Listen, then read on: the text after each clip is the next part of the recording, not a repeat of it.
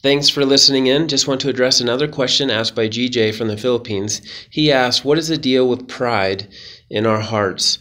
And that's a good question because I think pride is a topic that we need to address more when it comes to broken relationships and unresolved conflict. Pride is often the root cause of much difficulty in marriage and family and any relationship for that matter. Often there's one or both people in the relationship that are unwilling to admit to their own faults and take ownership and get the help that they need. They can't work to resolve the conflict. There can't be healing and restoration if they are stuck in pride. And they need to learn to humble themselves. And that is not an easy task. We naturally are a proud people because we were born into sin. And our sin nature is a proud nature.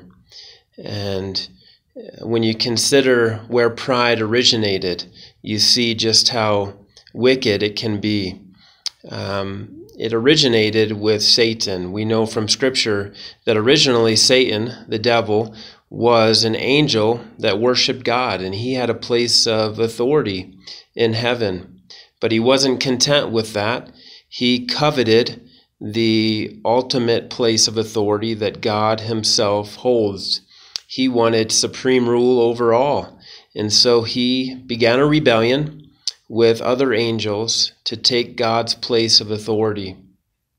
And we know the result of that was that he was cast out of heaven with a third of the angels. And now they are fallen angels. Satan is the leader, and he is the leader of these now demons or fallen angels. And it says that Satan is like a lion, seeking whom he can devour. And I think the way he devours them is by instilling in them his nature.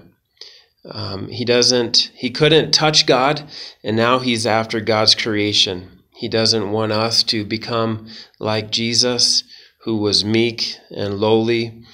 He wants us to become proud like him, that we would rebel against God as well. That was Satan's issue, was pride led to rebellion. And now he wants us, God's creation, to follow in that same path. And this is such a good question. Pride is such a huge issue, as you can tell from the result of it. And in part 2, let's talk about how we can overcome pride. We know God opposes the proud, but he gives grace to the humble. We need all the grace we can get for healthy relationships. And so let's look at how we can overcome pride in part 2 of this video. Thanks for listening in. God bless. Stay tuned.